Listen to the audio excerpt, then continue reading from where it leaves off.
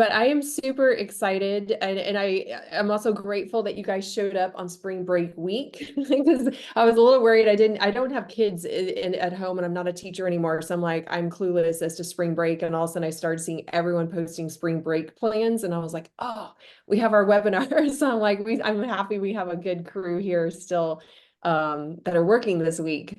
So I wanted to introduce our special guest. And first of all, I'm going to share my screen just in case you are not already following me. Okay, let me see. Can you guys see this screen now? Or this window? Yep. All right. So I have special guest Alyssa Kernett. If you are not following her, she is on Instagram here. You definitely need to follow her account. She is absolutely fantastic. And I'm going to mostly let her kind of talk and share what she's doing. And then if you are not following me, I am Shannon Mangan at the Mangan team on Instagram as well. And we host this monthly webinar series. Every month we have a different guest that kind of breaks down a simple strategy of how you can grow your business and actually get income from it, not just views and like vanity metrics, but actually do really well on Instagram. So Alyssa is one of those accounts where I feel like your account just kind of exploded recently, and she's doing some really amazing things on it. So I'm going to just kind of ask Alyssa a few questions. So if you can just share with us, like, just tell us a little bit about your business for people that don't know you. Like, what is your business like, where you're from? Yeah, so I'm based in Spokane, Washington, and so it's like, for those of you who don't know, like 4 hours east of Seattle. And I've been a real estate agent coming up on 7 years next month, and I'm just a solo agent in the process right now of hiring an assistant, but for now it is just me running the show. I started posting video, gosh, it was like summer of 2022. What I thought was consistently, but it wasn't until I started doing it actually consistently, which is like in mid 2023, where I started, seeing the effects and the snowball, if you will, started rolling with it a lot more. So when you started like in 2022, what you thought was consistently, like, what was that, or what did that look like? I was posting, it was mostly just like when I'd be, quote unquote, inspired or see something that I wanted to do. So it was like sometimes I'd post once a week for a little bit, and then I'd take a few weeks off and then post. I was pretty inconsistent on my stories as well. And so I would, I'd feel like I'd have a day where I'd post like 10 in a day, and then I'd go several days with nothing just because I didn't have much to talk about. But so yeah, it was kind of just like all over the place. And then it was also inconsistent in terms of like my focus and what I was doing in terms of like the content that I was putting out. It was just kind of like I was, throwing spaghetti at the wall and I did the lip sync thing, I did the pointing thing, I did like talking head, just trying to figure out like what my thing was. And Mhm. it wasn't until I started really honing in on, that one thing that my account started growing quite rapidly. Does anyone relate to that? Just show of hands, or you can drop a one in the chat if you feel like you're throwing spaghetti to the wall and just like, okay, I wonder what sticks. I definitely relate to that. And my account is still like I kind of do a mix of different things on there. But what is your one thing that you figured out that is like doing really well for you? It's my hyperlocal content. And Okay. so just really honing in on um, local things, whether it's highlighting local businesses or the things that do really well are like new businesses or new development type of things going in Spokane.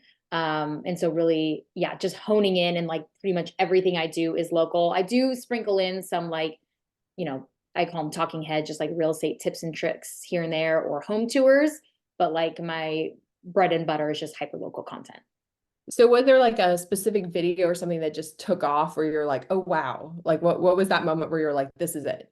Yeah, it was in that, gosh, it was spring of 2023 when I did a video. It was about, so we had this old like dilapidated Shopko in this area of town, and it had been sitting there for, I don't know, 5 or more years, just vacant and looking like a mess. And so I started noticing, I was just in the area one time and noticed like there was construction and some things going on. And so I just got super nosy and started researching and looking at permits and everything of what was going in there. And so I just did a video sharing it. And that was my first one that just took off. And I was like, oh, I think there's something to that. And so then I started doing more videos of new incoming businesses to Spokane. And every time I do those, they do really well. Cool. So I'm gonna share my screen again. I'm just gonna show people some examples because I always feel like it's okay to talk about stuff, but it like helps if you can see something visually. So I'm gonna go back to here I am. All right, y'all can see that again. All right, so I'm gonna go to, let's see. I had one the other day and I did not I did not book it. Do you see any of these? Let me see. If I go to your Yeah, reels. the pinned one, the one that, let's see. Oh, it doesn't, because web, I don't think it shows pinned. Yeah, the new secret club one's a good one. The one if you want to go to the one that I was talking about, my first one, it's farther down. But any of those, like that one's fine. I'll just pick one this one. So like 2 new Yeah. restaurants in North Spokane. Pizza Hut for the longest time in North Spokane, but no more. Here's what's going in there. So I'm talking right off Newport Highway by Target and TJ Maxx. But this one is not a totally new restaurant going in. Hop and Drops is just moving. So the current restaurant off of Nevada will be closing for good on December 31st. And then the new spot is set to open on February 5th. Then in the same parking lot, another food spot is going in. You may have seen the extremely bold colors. It's going to be the world's largest hot dog chain. It's a Wiener Schnitzel location. No opening date has been set for this one, but the sign permits were pulled a couple weeks ago. So in theory, opening should be in the next month or two. This was a vacant Pizza Hut for the... So I love that. I'm assuming you filmed this yourself. Did you edit it yourself or do you have an editor? I did. So yeah, I do all my own filming and editing. Yeah, and so you can tell, like I can tell it's like you're holding it and driving and just like filming real quickly, and then you're just doing a voiceover on top of it. Are you using like CapCut or what are you doing to edit? Yeah, I use an app called Video Shop. I think they're all similar, very similar to CapCut, just super intuitive, easy. Yeah, an easy one. Yeah, and I'll just play another one. I mean, just to give another example here. Hot spot in Spokane. It's an underground secret social club. It's just about to open up. Let's go check it out. It's underground, the Papillon building, which is right near the Riverfront Park entrance. Lorraine is a French-inspired restaurant that gave me massive speakeasy feels. Tucked behind a curtain, you feel like you're entering another world. Soft jazz music, hushed whispers, and a super cozy romantic feel. Now their drink menu really shined. Fun, creative garnishes like rosemary sprigs, a hot honey wand, dried blood oranges. I opted for their signature gin drink, and it was amazing. As for the food, so good. I still can't stop thinking about that black garlic aioli. So do yourself a favor and do not leave without having that. So all in all, 10 out of 10, recommend Lorraine as the perfect spot to have your next date night or a ladies' night out like I did with my little sister. This is good. Okay, so I'm assuming little sister was your videographer.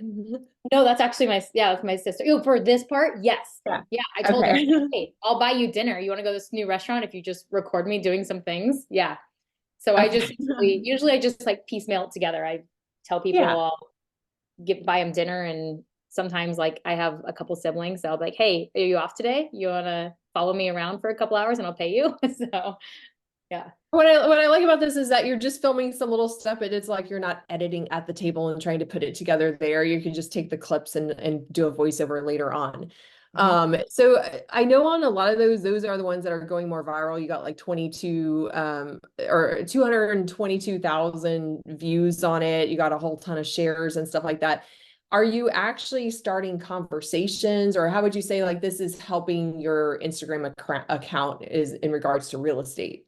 Yeah, a couple ways. So I would say that those ones, obviously, they're not necessarily converting directly from that post to getting someone to say, I want to buy or sell my home, or I haven't experienced that yet, but I'm broadening my reach, a lot of shares. I'm engaging in the comments a lot because I'm getting a lot of people who will, tag their friends and say, hey, we should go here. And I'd be like, oh my gosh, tell me when you do, or let me know if you want menu recommendations, or just keep it very casual. And then it's expanding my reach. And then that's where I will sprinkle in, like, especially in my stories, and then talking head stuff where I'm sprinkling in real estate related things so that they remember I'm not just some random mini influencer, you know, just sharing spots, that I'm actually like a real estate agent.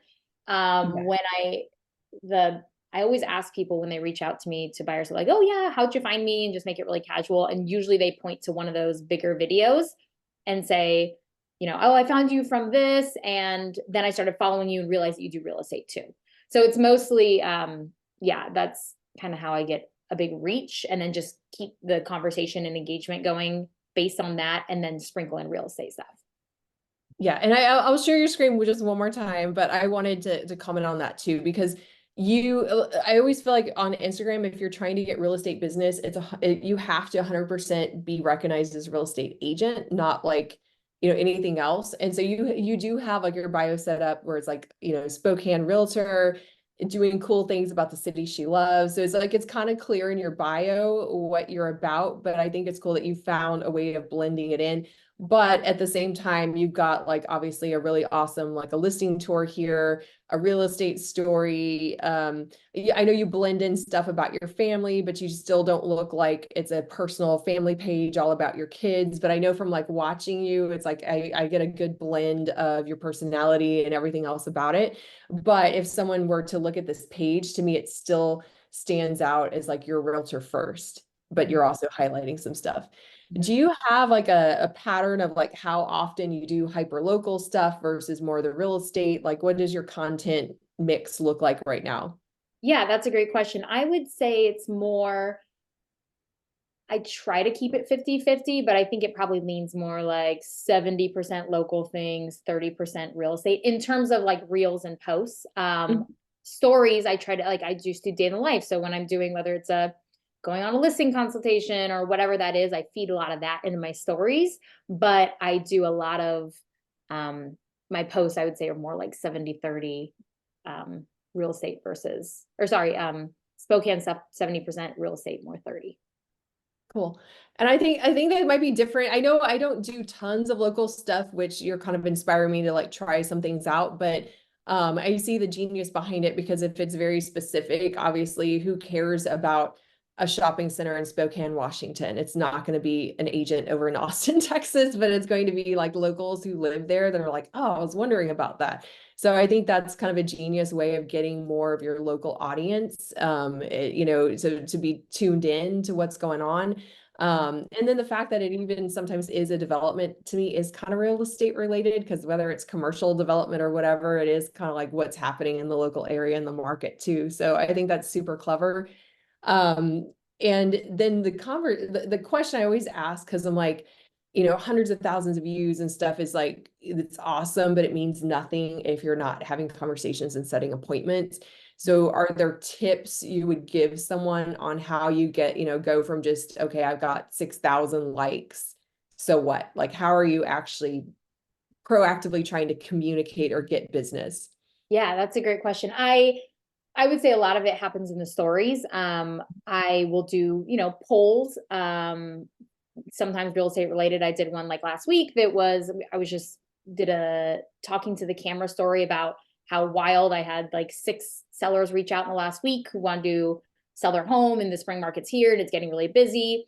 And so then the next, or I did a little poll sticker on the next slide that just said like, yeah, I've been meaning to reach out. Let's talk about selling my home. I had another one that said like, oh, I'm toying with the idea, reach out to me in a few months. And then like, no, I'm happy where I am. And then actually going in, I got the tip from you couple months ago, but going in and actually, I used to post those blindly and then not do anything with them. It's like, oh, cool, here's a fun poll. But then going in and actually responding to the people who were, technically they're initiating conversation. And so in responding to them, whether it's it's like I didn't get a ton of hand raisers saying, hey, I want to sell my house. A lot, I mean, it was like 90-something% of them were, no, I'm happy where I'm at.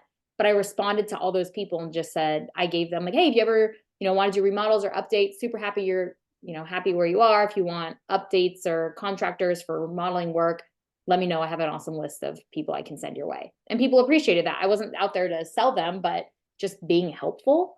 And I find doing that in stories and polls a lot as well.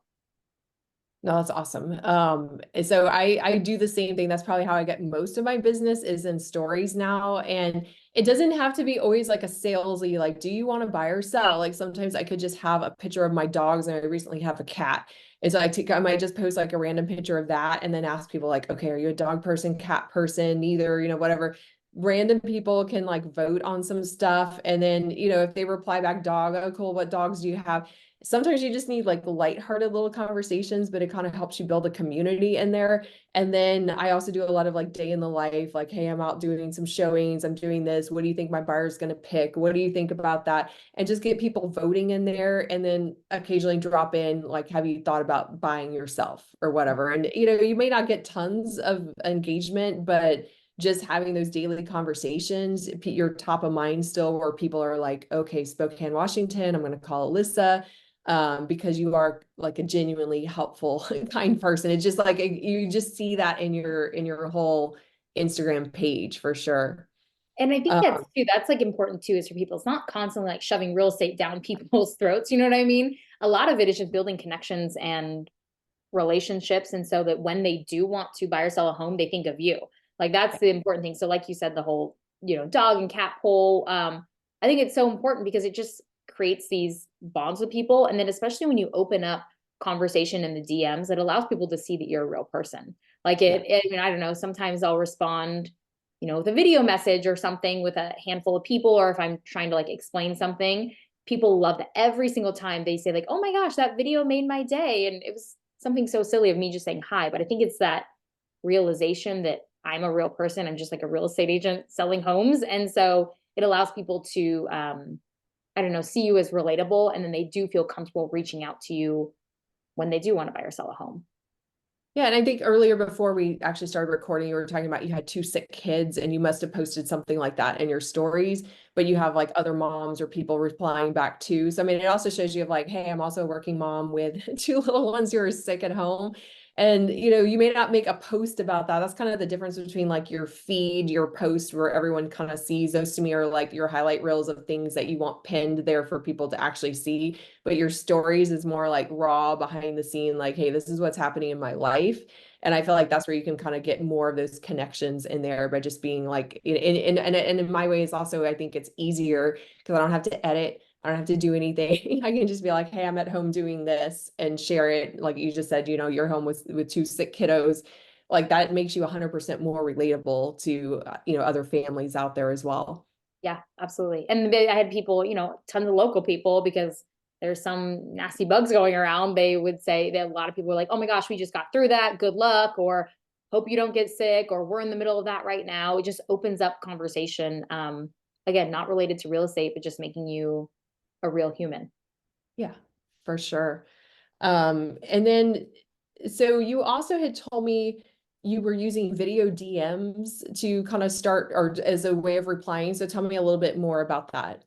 Yeah, so I do those a couple ways. When I get new followers, I try, I don't do it as consistently as I should, but I try to do like 10 a day. So if I'll just say like, hey, thanks so much for the follow. I look forward to connecting here. If there's anything that I can help you with, don't hesitate to reach out. And I make it just super simple. Or if sometimes if their pages are public and I see there's some sort of like connection, I'll try to like say something about that if we have a mutual friend or whatever it is. And then also in relation to like stories or things they've replied to, usually if it's like I'm trying to explain something, I'll just hop on DMs, and I'm not usually, I don't just randomly be like, hi, I just want to say hi. But I mean, there would be nothing wrong with that. But usually it's like if they follow me or they responded to something and it's too wordy to type out, I'll just do a little quick video. And then also I do that for businesses as well. So when I reach out to a business that I want to highlight, I will just say like, hey, I'm Alyssa, I'm a real estate agent. I feature a lot of local businesses on my page. I'd really like to feature your business. Here's what I love about it. Here's what I'd like to do. Would you be interested in that?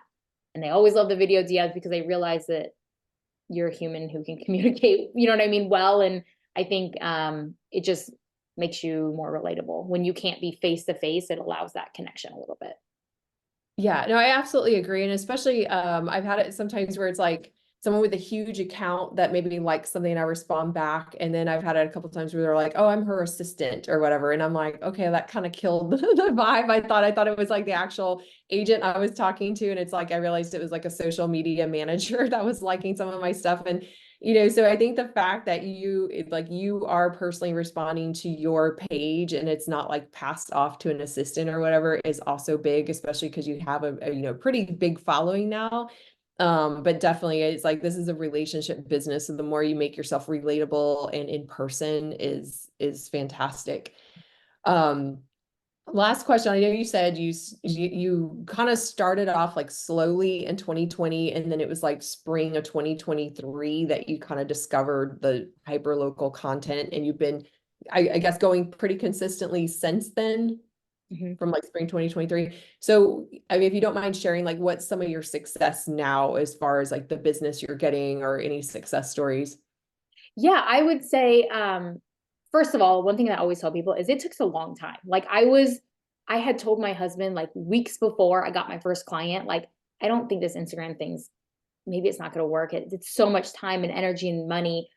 And so if I started summer 2022 posting videos, I didn't get my first client until April of 2023. It was almost a year of posting videos, which, like I said, I wasn't super consistent like I am now, but I was posting videos like more than any other agent, what I felt was consistent. And it wasn't until, yeah, it just took a long time. So that's one thing I tell people, like, it takes a long time to get the steam going, to pick up it, to get your first client. But I'm glad I didn't quit, because then I got one and then it snowballed. And then last year, 40% of my business was cold DMs, like people who wouldn't have known who I was before Instagram. And that doesn't even include people, in my sphere who followed me, and then, or maybe people I had lost touch with or loosely knew who reached out to me via Instagram or gave me a referral or things like that. So I would say it just takes time. That's the biggest thing. I feel like I didn't answer your question properly though. Is that okay? Yeah, Okay. I just wanted to say, I mean, you said 40% of your business in the last year was through Instagram. I mean, that's a huge, huge amount.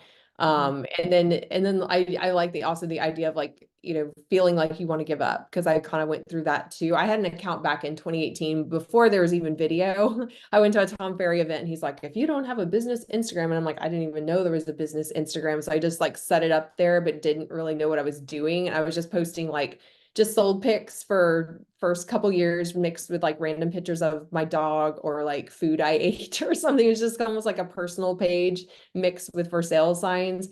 And it was kind of the same thing. I had to go through this journey of figuring out like what my style was, who my audience was, and whatever. And then once you kind of figure out your thing, like I said, that's when you kind of see that growth. And I think the most important thing is just remembering you're trying to have conversations. So however you can take your post and then somehow like put it on the stories, do a back end version. Hey, I just posted this. Here's why. Let me tell you what happened. Just kind of those more behind the scenes things. I think it makes you totally relatable and where you're more like approachable and easy to talk to. So I know I love that journey. And like I said, I feel like your account, every time I look at it, I'm like, oh my gosh, it's like growing and growing and growing. You've actually got more followers than me now at this point, but I think it's a cool strategy of going the hyper local, because it is more shareable, I guess, and it kind of appeals to everyone. But then sprinkling in, like I said, your real estate where it's very consistent so that people know, hey, you are a realtor. So I think that's genius that you're doing that. Oh, thank you. Well, yeah, that would say, yeah, it's taken a long time. And I would say like my analytics, like I didn't know if they were what they were, but I was chatting with another real estate agent who's really into Instagram, and we were just talking about like our analytics. She goes, "Oh, I bet you have a ton of local followers." I was like, I don't really know like how that measures up, because you can see your top 5 like areas, and all mine are like Spokane areas, and we put it out and it's like 50% or over 50%. And apparently she's like, that is a lot of local followers. Because I have a ton of, agents who follow me all across the country as well. But like, and who's sharing that content? It's the people who I want to see, who might buy or sell a home. Like, it's people who are sharing it to their friends who would care about it, who live in Spokane. So I think that's, yeah, it's very shareable content, and then it's shared and seen by the people who I want to see it as potential clients in the future. That's awesome.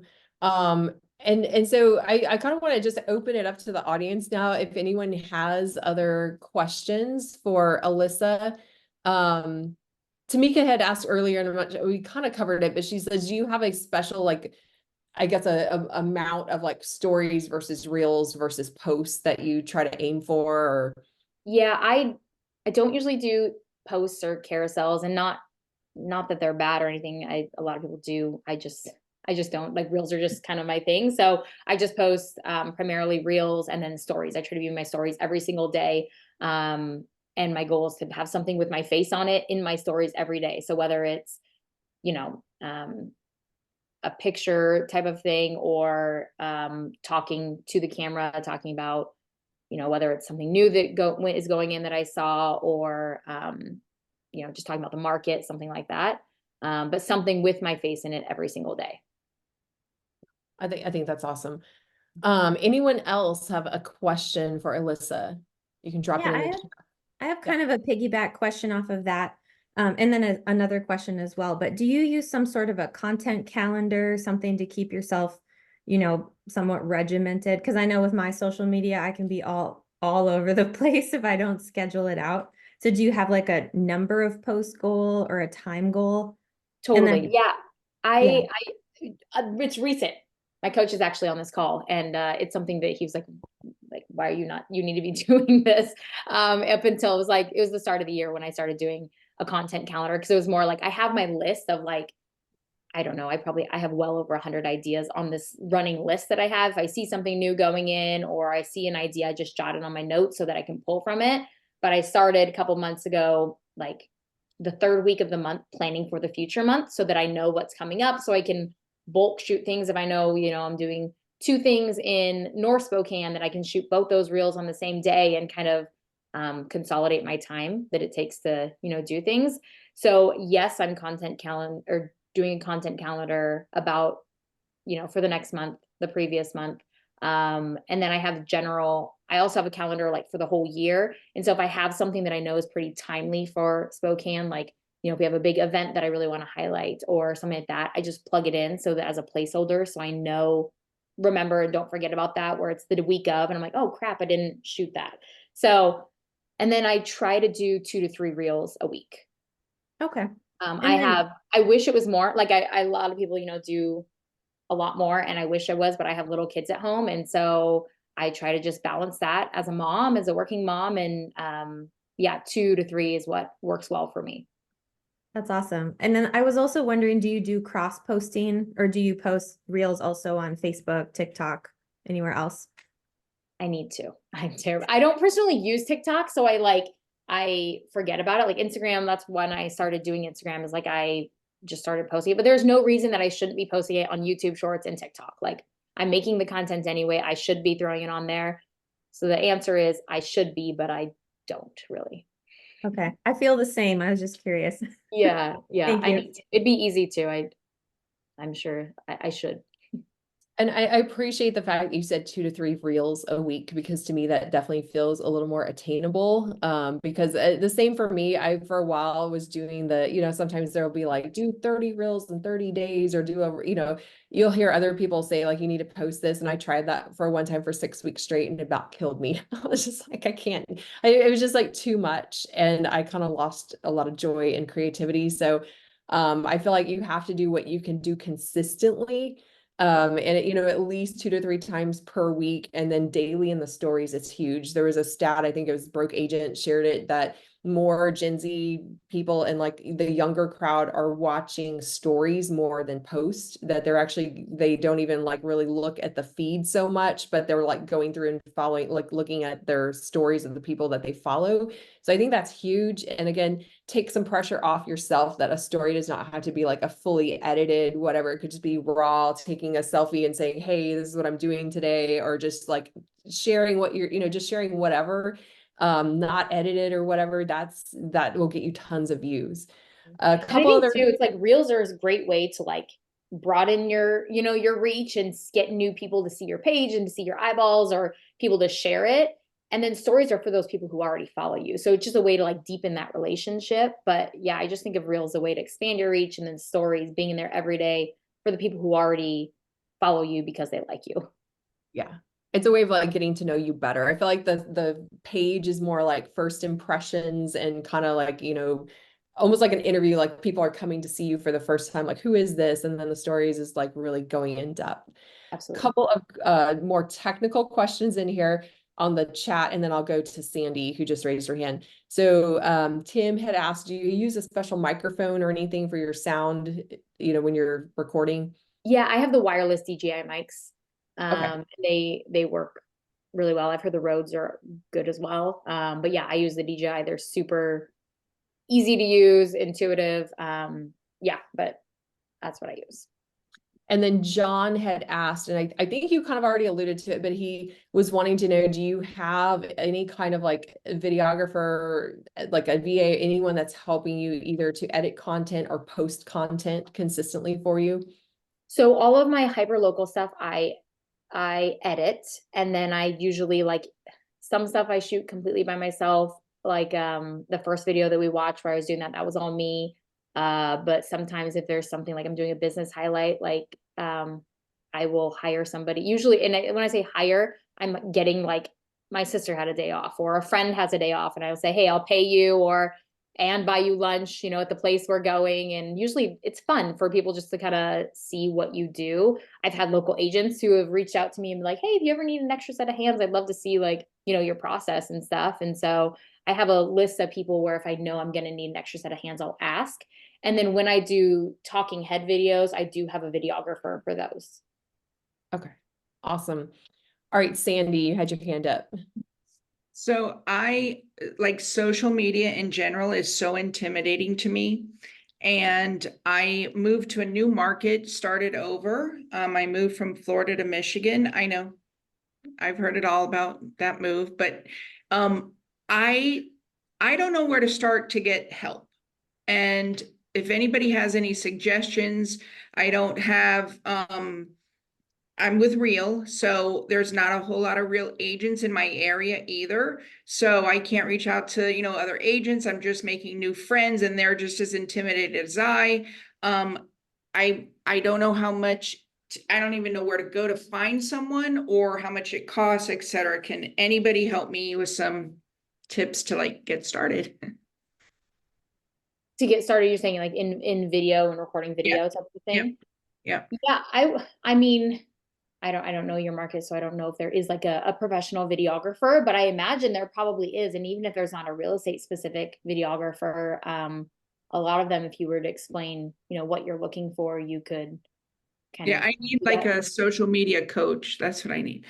Because it's very intimidating to me. But I follow everybody and I love everybody and I just have a hard time figuring out what I'm gonna do. And I guess, you know, I have it in my head, someone said, just start, the rest is easy. So I guess I'll just have to try that. Yeah, and that's what worked well for me was, like I said, I was all over the place at first. I was doing every type of video and just to figure out what Yeah. was helpful for me or what I enjoy doing, what I was good at.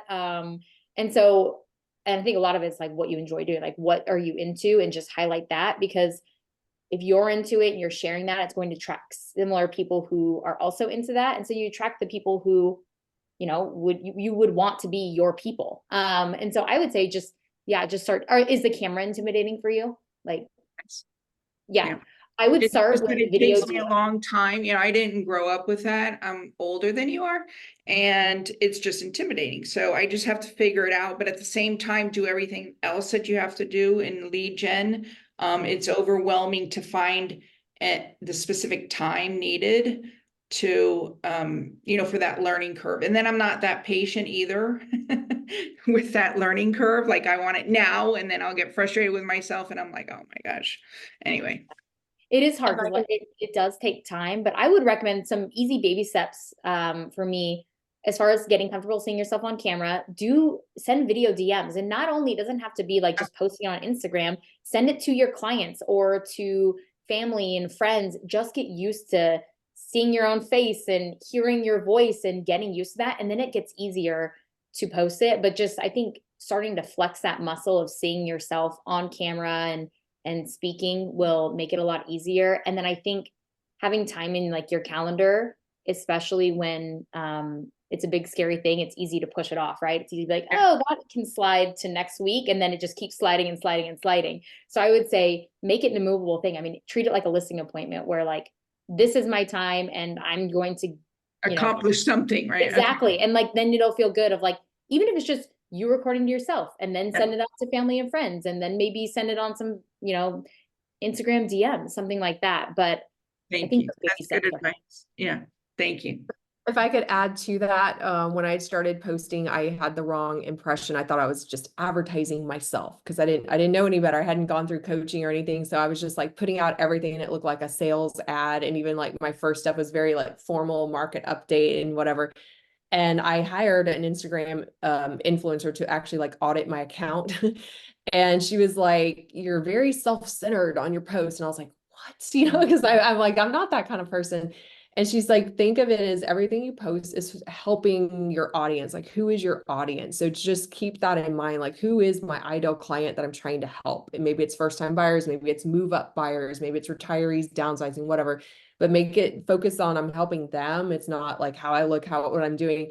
I would also say, like Alyssa says, if you're just scared of being on camera, try going to your stories. If it looks, whatever, it's going to disappear in 24 hours. There's no pressure. It's going to go away. So just be like, hey, this is what I'm doing today. And just short, simple message, and just put that out there. What are you guys doing? And just put just a little sticker on it, make it so lighthearted, raw, unedited, like just get used to, like you said, speaking on camera and at least letting people see what you're doing. And I'd say start there and then you can ease into, okay, now I'm going to put some stuff on my feed and, kind of go from there. Thank you. I appreciate it. Thank you. All right. Jennifer, you have your hand up as well. Hey, so I just wanted to say kudos to Sandy for stepping up and saying, like, I don't know where to start. Like, that was brave. So I am 57 on my way to 58. And in true sisterhood, if you want to hit me up in Instagram and send me a note and say, I'm doing it scared, I will like, love, applaud every single post you do. There's no wrong. And on behalf of women 55 plus, like, just do it and try not to attach. Yeah, don't attach any meaning to it other than like literally high five yourself, like, hell yeah. Okay. Because that's really all you're doing is like, look, I did it. And then the next day you're like, well, hell, I did it yesterday. I could do it today. And I run because I run and talk at the same time to answer the question because I don't run that fast. And part two, just to jump on, is you're really only talking to one person. Who's that one person you're talking to over and over and over again? And that's who you're delivering the message to. And think about what it is, like, to that point of like what you do love and what you love watching content wise, because that'll give you an excuse to look at other content and then create something that you can love because you're seeing how others are doing it and delivering it in a way that you're like, oh, that really feels like me, and then do your version. I love it. Thank you. That is so awesome. See, I love this. To me, the benefit of this mastermind is just like the connections we're making here. So thank you so much, Jennifer, for supporting, just for being such a support. And like I said, all of us can connect and just support everyone here. Let's see. Okay, so people are dropping some of their Instagram handles in there as well. You can drop yours in there if you want to connect with people on this call.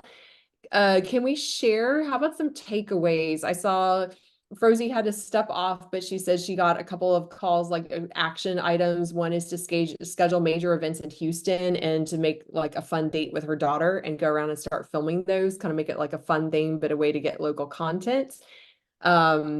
Anyone else have a takeaway from what you heard today from Alyssa? Be consistent. Yeah. Okay, consistent. Yes. What else? I like the question that was asked when they said, Alyssa, are you using a content calendar?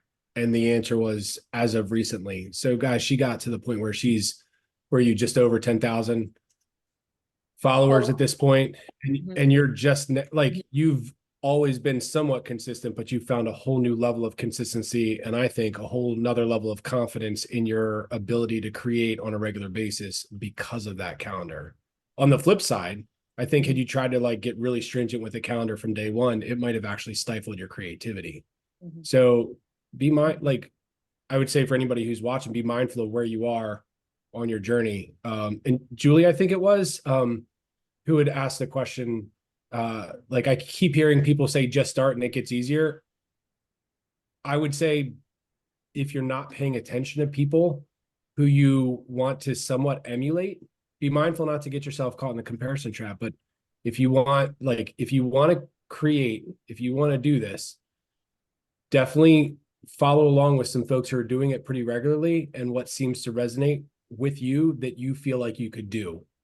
Because the just start is such a broad phrase. Sometimes I think people get lost in the broadness of that. Like, start where? What the heck does that even mean? But the iPhone or whatever phone you have is a great place to start, and talking to the phone. And I think, Alyssa, you said this also, which is amazing. Maybe you just do it to practice. Maybe you don't even post it. Maybe you just press record and you talk for a minute or talk for 2 or 3 minutes and you put it down, you do it again tomorrow. Before you know it, 2, 3, 4 weeks from now, you'll probably have gained some confidence in the just start. Totally agree with that. Jimmy, you have a question as well? Or Yeah, comment? yeah, I wanted to ask Alyssa, are you getting a majority buyer leads or seller leads or pretty equal? It's been heavily buyers. Last year was a lot of buyers. This year, it's starting to be a little more, maybe 60% buyers, 40% listings, but heavily buyers. And I've been very purposeful in that. So now I'm starting to do a lot more seller-centric stuff because marketing is my thing and I'd prefer listings in general, right? And so I'm trying to do a lot more home tours, a lot more content. It's even in my stories that is directed at sellers and listings. That was going to be my question. Have you seen any type of content specifically that you're getting more interaction with local homeowners, local sellers? Yeah, and it's definitely I mean, just those hyperlocal posts. I'm starting like the home tours. I recently started doing those, so I think I have like 2 under my belt in the last couple weeks, and those are starting to get a lot more shares, and they're doing quite well as well. And again, it's people sharing locally. So again, usually it's more buyer centric or heavy, but I'm trying to flip that a little bit and at least make it more 50-50. Someone had shared with me once before that like it's easier to get buyers on Instagram because it's like people are more like it's aspirational, like the buying site's aspirational. I would say I'm trying to get more like move up buyers because where I'm at, the average price point just in my zip code's like 950,000. It does not make sense that I'm going to get a bunch of first time buyers there. I will help first time homeowners, but I'm having to drive like 45 minutes across town to get to the, $300,000, $400,000 homes. So I kind of consider it like move up buyers is my main audience. So a lot of my content is like, okay, if you want to sell, but you're not sure where you're going to go, or have you thought about upsizing to a space that has a view or whatever. So it's kind of showing them like what they can get with new construction, telling a lot of stories about client stories of this couple just sold their home and they found this beautiful one, and the more you can make like stories about your ideal client and showing people like other people doing the same thing or how they transition from this home to the next, you will start attracting more of that. And I would say this year, I've also gotten like way more listing referrals from other agents. A lot of my business on Instagram is referrals from other agents that are like, hey, I see how you're working with your clients. But I'm getting a lot of like listing referrals, probably more than I have buyer referrals right now, which is kind of strange, but I think it is related to that we do help those, like not the very beginning ones, but we are aimed at like someone that's a little bit older that might be their second, third home or so. So I just think it takes time, but the more you talk about the people you're trying to help and, give stories or show examples of like houses they might be able to get, you're going to start appealing to them too. Jennifer, you have another question or comment? I do. That was great advice. It's the content you create that attracts the person who wants to work with you. So the fact that you're looking at move up buyers is amazing because they have a place to sell. So getting that double whammy is a brilliant marketing way to go forward. And you're also showing listing content. So it just makes so much sense. I just wanted to highlight that is just super smart. Well, thank you. I'm just like impressed you're still running and watching on this webinar. Like you're also like motivating me to get back outside and start exercising. Yeah, this is my 7 a.m. move that run that didn't happen because I've been editing some video with my VA. So there you go. That's how we do it all. All right. Any other final thoughts or comments, questions for Alyssa? I have one other question. So did you start with your own personal Instagram and then form a business one, or if you have both, do you post on both? Like for me, I have a personal Instagram that's doing fairly well. And then I thought, well, I need to make a business one. And then I'm kind of starting at ground zero. I'm just wondering if you have any thoughts on that. So what I personally did and what I've heard is best is one account, and convert. So I wasn't a big Instagram poster. Like I post on my kids' birthdays and that's really it, or holidays or whatever. So I just converted my personal into what you see today. I just converted it into a creator account and use that. But I've heard both. It's more what your preference is. My thing is I kind of share both. It's not like I'm sharing necessarily private things out there. It's like I include my family, so people understand like who I am as a human and not just like a real estate agent. And having two and keeping up with two is a lot of work. So I know some people who do it and do it well, and that's their preference and that works for them, and that's great. I just prefer one because it's easier to post, and I think kind of blending the two together helps me be more relatable to people. And I didn't mind like losing my personal account. Okay. Thanks. I would say for me, I was already using Instagram for a long time. And so I had like just tons of like pictures of like my husband and I dating when I, like vacation photos, it was just like all personal. And I was using that. And then I was like, okay, now I'm going to get into real estate. And I didn't feel comfortable just like changing that into like business all of a sudden. So, and I didn't want to like lose those photos or whatever. So I just opened a new account, and it's a creator account. Now I would say I heavily use that. I still put personal things like, whatever, but I don't post. I don't actively use like my personal account very often. But I still will put, some personal things blended into our account, and a lot of my personal friends follow me now, but I felt like my stuff was like, it was too personal that I didn't really want to like make it all like, public. That I would just say go with whatever, matters to you, but just, definitely blend personal things into your account. Don't make it all business, like showcase your personality, weave some of that in there, but you have to decide just looking at your personal page, hey, am I cool just making it all open, or, whatever makes sense for you.